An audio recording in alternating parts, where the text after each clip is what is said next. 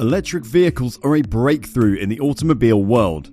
But have you ever wondered why these are becoming popular now and not 2 centuries before when the first electric vehicles were developed? If you just gasped at the 2 centuries phrase because you had no idea that electric vehicles are that old, then you're not alone.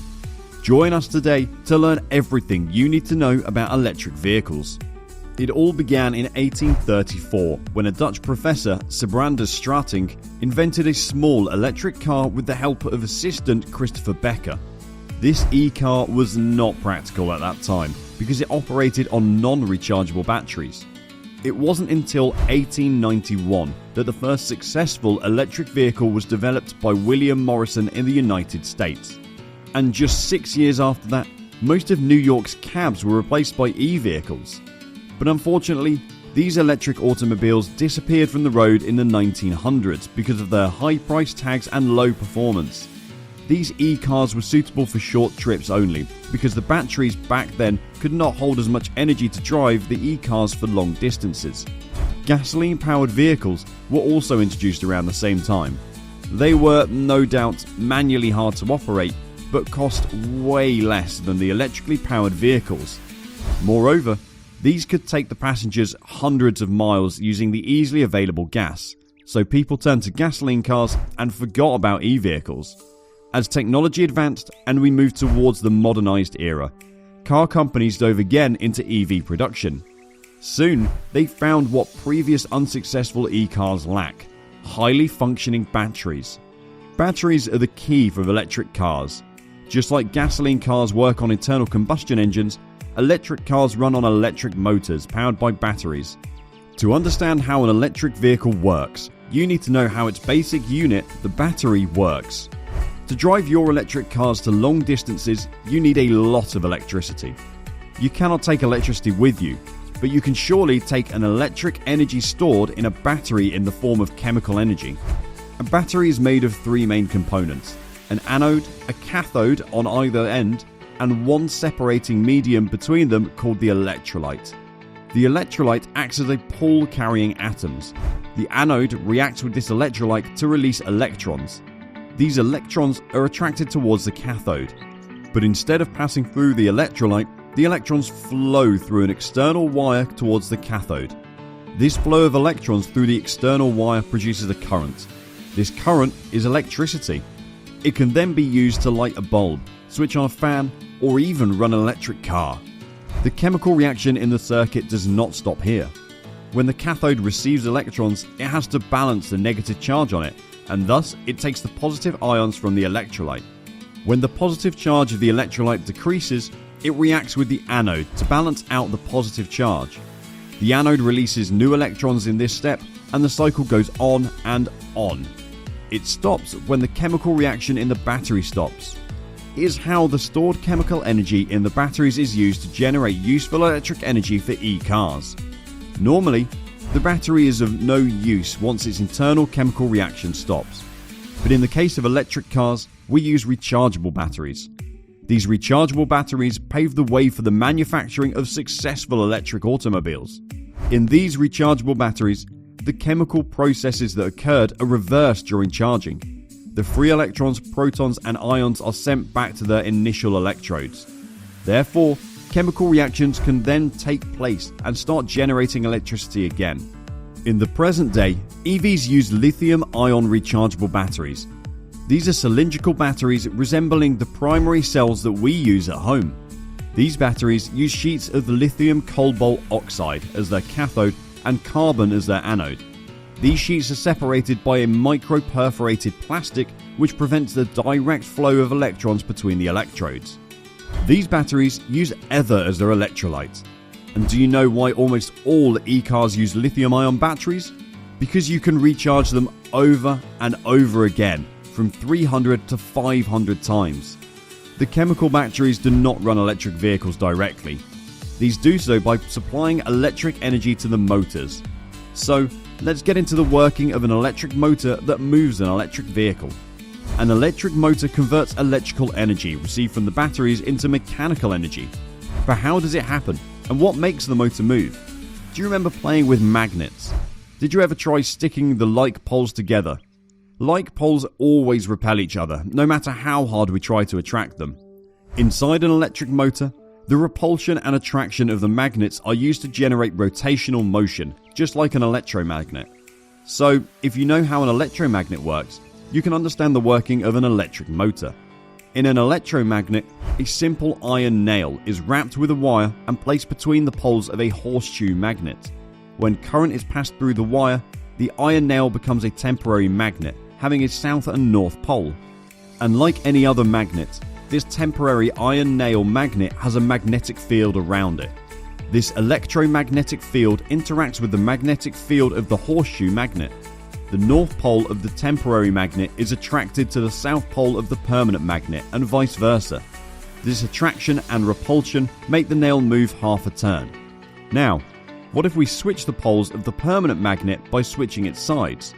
Now the similar poles will be facing each other, so they will repel each other and the nail will move a further half turn. If the poles keep changing, the nail will keep spinning and we will get the rotational motion we want. But it is not practical to keep flipping the permanent magnet. So what we do is keep the permanent magnet in its original place, but reverse the current flowing through the wire. The reverse current also reverses the poles of the temporary iron nail magnet. If the current keeps alternating with every half cycle, the iron nail will keep spinning. However, there is one problem. Batteries produce direct current. Unlike alternating current, direct current cannot change the poles of the temporary magnet. It is when comes the magic component of EVs, an inverter. Electric vehicles use an inverter that takes the direct current from the batteries and converts it into alternating current and uses that to run an electric motor. Electric cars are a game changer in the automotive industry. There are eco-friendly vehicles, and unlike fuel-generated vehicles, EVs produce little to no harmful emissions or air pollutants and thus make our environment stable and healthy. These cars run smoothly, even at great acceleration, and therefore they also help in reducing noise pollution. Another great thing about e-cars is that they are low maintenance. Unlike internal combustion cars, you do not need to lubricate the engines or send your e-car to a service station every year. It is also one of the main reasons why e-cars are cost effective. The cost of maintenance is far less in electric vehicles. EVs also cost less because they run on electricity, and electricity is cheaper than combustion fuels. As the demand for oil, gasoline and other fuels is increasing, the natural reserves are emptying down. So the sooner everyone switches to electric vehicles, the better. As compared to a petrol car, an electric vehicle is easy to drive. There's no need for a clutch or gears to drive an e-vehicle. You only need a steering wheel, a brake pedal and an accelerator pedal to run an electric vehicle. Even with all these benefits, EVs are not perfect yet. There are also some drawbacks to these high-tech vehicles. For example, not every fueling station has chargers for e-cars. The public charging network is also not that widespread, so you may have to drive some miles extra to recharge your car. And after recharging, you can drive it only for less than 200 miles before charging it again. Plus, it can take 30 minutes to 6 hours to fully charge a car. The charging time depends on the size of the batteries, but it's still quite long. The most common factor that puts many people off is the steep initial investment. Electric vehicles cost 10 to 50 grand more than affordable petrol vehicles. This price was way more in the past, but with new technologies, the prices of e-vehicles are dropping with the passing time. There are 4 types of electric vehicles named. We've got battery electric vehicles, hybrid electric vehicles, plug-in hybrid electric vehicles and fuel cell electric vehicles. Let us tell you how these types are different from one another. The first type of battery electric vehicle is a purely electric car, the same as we mentioned above. These operate only on electric motors and are charged just by electricity. On the other hand, hybrid electric vehicles include both an electric motor and an internal combustion engine. These two components work together to run HEVs. But there is no system to charge the batteries from outside. These batteries are recharged by the internal combustion engine itself. Once it recharges, ICE and the electric motor run the wheels together. Plug-in hybrid electric vehicles are slightly different from hybrid electric vehicles. PHEVs offer a fuel choice to its driver. You can run the car either on the ICE plus an electric motor or just on the electric motor. You can also charge its batteries from an external electrical outlet.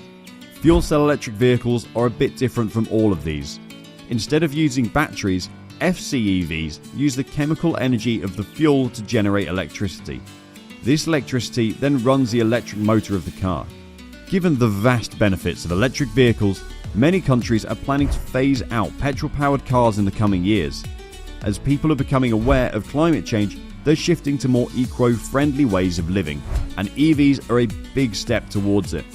With the ever-advancing technology, EV manufacturing brands will eliminate most of the present drawbacks of electric vehicles. Plus, the costs are also reducing by day due to better technology and more popularity. So shortly, more and more people will change their mode of transportation to completely electric.